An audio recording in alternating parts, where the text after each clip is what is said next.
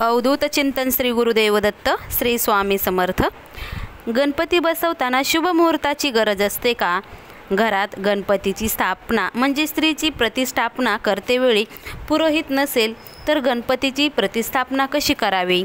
गणपतीची स्थापना झाल्यावर घरात कोणी मृत्युमुखी झाले तर काय करावे?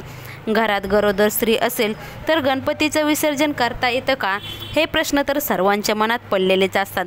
तर आपण त्याच प्रश्नाचे उत्तर आज ह्या व्हिडिओमध्ये पाहणार आहोत। तर व्हिडिओ स्किप न करता शेवटपर्यंत नक्कीच बघा। तर सर्वांच प्रश्नाचे उत्तर मिळणार आहेत। तर यंदा 7 सप्टेंबरला आहे गणेश चतुर्थी। या दिवसापासून ते अनंत चतुर्थी पर्यंत गणेश उत्सव साजरा केला जातो। गणेश चतुर्थीला प्रत्येक पार्थिव गणेश मूर्तीची पूजा करण्याची परंपरा खूप वर्षापासून चालत आली आहे। पार्थिव गणेश मूर्ती म्हणजे काय? तर आपल्याला इथं शाडूची मूर्ती म्हणजे मातीची मूर्ती तयार केली जाते, त्याला पार्थिव गणेश मूर्ती असे म्हणतात। सुखहर्ता, दुःखहर्ता, विघ्नहर्ता श्री गणेशाची पूजा करून आपल्याला त्यांचा कृपा आशीर्वाद मिळावा अशी सर्व भक्तांची अपेक्षा असते। गणेश चतुर्थीचे हे व्रत सिद्धी चतुर्थी व्रत म्हणून साजरे केले जाते।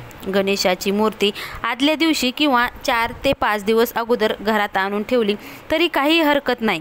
मूर्ती बाजारातून आणण्यासाठी मुहूर्त पाहण्याची गरज नाही, त्यामुळे तुम्ही कुठल्याही मुहूर्तावर गणेशाची मूर्ती बाजारातून आणली तरी काही हरकत नाही। भाद्रपदला पार्थिव गणेश स्थापना करण्यासाठी विशिष्ट वेळ किंवा मुहूर्त पाहण्याची गरज नाही।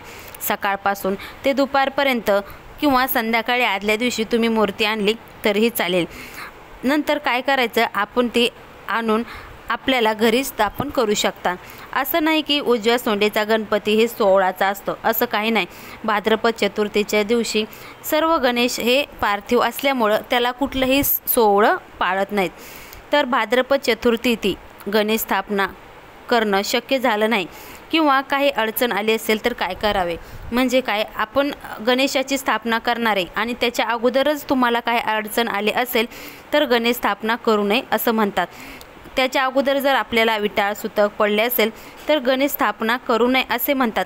परंतु तुम्ही गणेशाची स्थापना केली, प्राणप्रतिष्ठा जर केली आणि तुम्हाला असं कळलं की तुमच्या घरात कुणीतरी मृत्युमुखी पडले तर लगेच पंडिताला बोलून तुम्ही उत्तर पूजा करून लगेच विसर्जन हे करू शकता।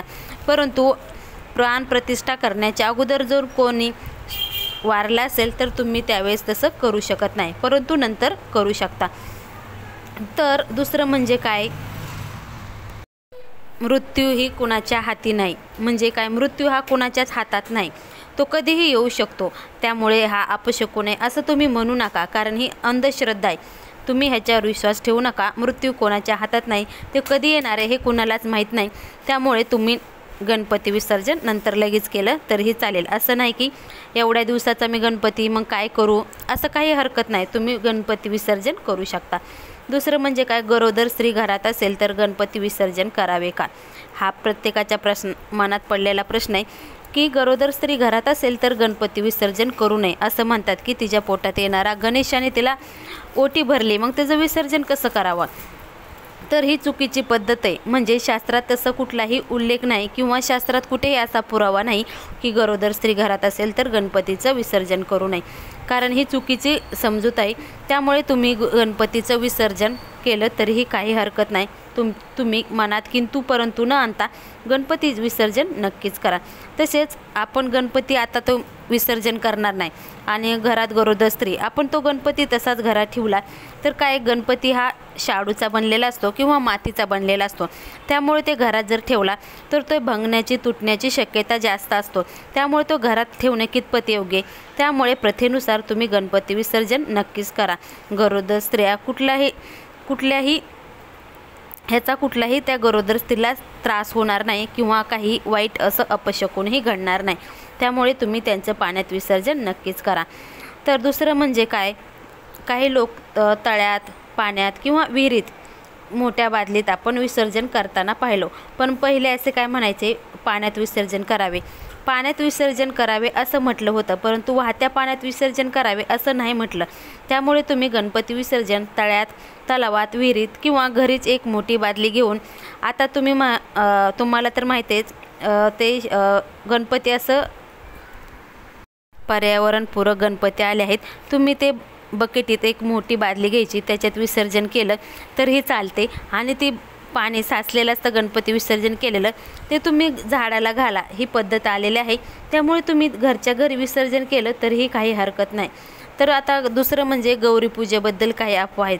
काही ठिकाणी आईवडील वारले असेल तर गौरी पाटावर बसवायची सांगितले जाते, परंतु त्यात काही तथ्य नाही. त्यामुळे तुम्ही उभ्या गौरीचं पूजन करणं नेहमी योग्य आहे. नेहमीप्रमाणे तुम्ही उभ्या गौरीही नक्कीच पूजा. भाद्रपद ज्येष्ठ नक्षत्रा दिवशी गौरी पूजन केले जाते आणि मूळ नक्षत्रावर गौरी विसर्जन करावे. आपल्याला आता दुसरं म्हणजे गणपतीबद्दल आपल्याला पार्थिव गणेशाची पूजा करायची असते.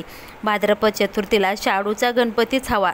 तुम्ही चुकूनही मूर्ती आणू नका. तुम्ही म्हणता मी प्लॅस्टिकची किंवा चांदीची किंवा सोन्याची किंवा इतर कुठल्याही धातूची मूर्ती तुम्ही इथं आणू नका. आपल्याला इथं पार्थिव गणेशाचीच पूजा करायची असते. त्यामुळे पार्थिव गणेशाची मूर्ती आणा. ती मूर्ती आणत्या वेळेस भंगली किंवा तुटली तर मनात तुम्ही आणू नका की काही अपशकुन होणार आहे किंवा काळजी काही करू नका, काहीतरी अघटित होणार आहे असं तुमच्या मनात आणू नका. कारण ती शाडूची मूर्ती असते किंवा मातीची मूर्ती असते, त्यामुळे ते चुकून फुटू शकते. त्यामुळे तुम्ही त्या मूर्तीचं लगेच विसर्जन करा आणि दुसरी मूर्ती तुम्ही घरात आणा. ह्यावेळेस तुम्ही मनात किंतु परंतु न आणता स्वच्छ मनाने आणि शुद्ध अंतकरणाने गणेशाची मूर्तीची प्रतिष्ठापना करा. गणपती बसवताना गणपतीचे मुख हे दक्षिण दिशा सोडून कुठल्याही दिशेला ठेवा, परंतु पूजा करताना आपलं तोंड हे दक्षिण दिशेला करू नका. फक्त एवढं पाळा की गणपतीला तुम्ही फक्त दक्षिण दिशेला त्यांचं मुख करू नका आणि आपलं मुख हे पूजा करताना दक्षिण दिशेला येता कामा नये. तर ही झाली योग्य पद्धत. तुम्ही या पद्धतीनं गणपती नक्कीच बसवा. दुसरं म्हणजे कुठल्याही अफवेवर तुम्ही विश्वास ठेवू नका. तुम्ही 21व्या शतकात जगत आहात, त्यामुळे तुम्ही कोण काय म्हणेल, श्रद्धा अंधश्रद्धा हे ओळखूनच तुम्ही मनोभावे श्री गणेशाची पूजा करा. मनातून जर तुम्ही श्रद्धेनं श्री गणेशाला एक जरी फूल वाहिले तरीही तुम्हाला देव खूप देतो. त्यामुळे तुम्ही मनाने आणि श्रद्धेने श्री गणेशाची प्रतिष्ठा करा. नक्कीच तुम्हाला तुमच्या मनातील सर्व इच्छा ह्या पूर्ण होतील. त्यामुळे तुम्ही मनात कोणताही किंतु न परंतु आणता, कुणाचंही न ऐकता, कुठल्याही प्रथेला बळी न पडता ह्या गणेशाची पूजा नक्कीच करा. बघा, तुमचा गणपती किंवा श्री गणेश तुमच्या इच्छा नक्कीच पूर्ण करतील. श्री स्वामी समर्थ. श्री गुरुदेव दत्त.